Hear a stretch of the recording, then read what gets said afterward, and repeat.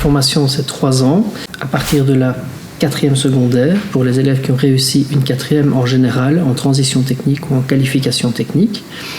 Quand ils finissent leur 7e, ils ont reçu leur CESS en fin de 6e. Ils ont leur certificat de qualification d'optique en fin de 7e et leur certificat de gestion, donc qui leur permet de s'installer s'ils le souhaitent. Ou bien pour les élèves qui ont déjà leur CESS, ils peuvent revenir faire 3 ans de formation. À ce moment-là, ils n'ont que les cours généraux et donc ils ont un diplôme en fin de 7e de qualification d'opticien et de gestion. Ici, la formation se donne en cours de jour. Donc les élèves ont cours du lundi au vendredi en première et en 2e année. En 3e année, c'est 4 jours de cours et 1 jour de stage. Par rapport à d'autres écoles où c'est de la formation en alternance, 2 jours de cours et 3 jours de stage sur les 3 années. Donc la connaissance théorique est un peu plus poussée ici. Ils ont un petit peu moins d'heures de pratique.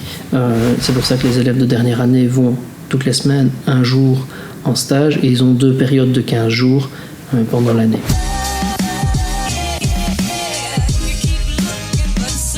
Alors ici nous sommes au laboratoire d'optique où les élèves apprennent à tailler un verre pour les mettre dans une monture.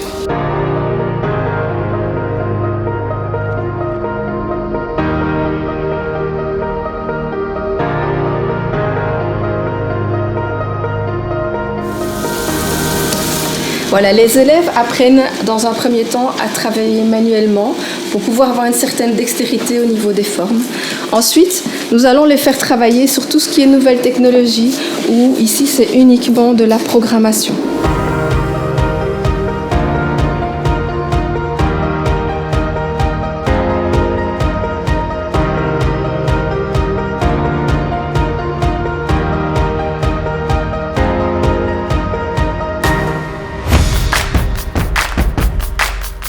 Donc c'est une école qui a déjà pas mal d'expérience en optique puisque c'est une des premières écoles qui a donné la formation pour les opticiens.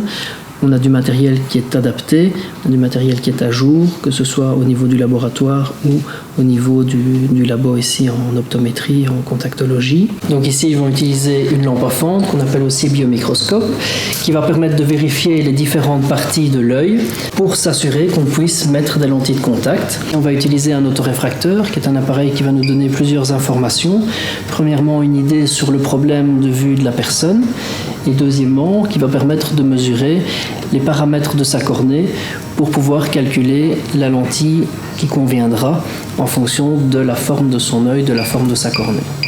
L'école nous permet d'investir dans toutes les nouvelles technologies.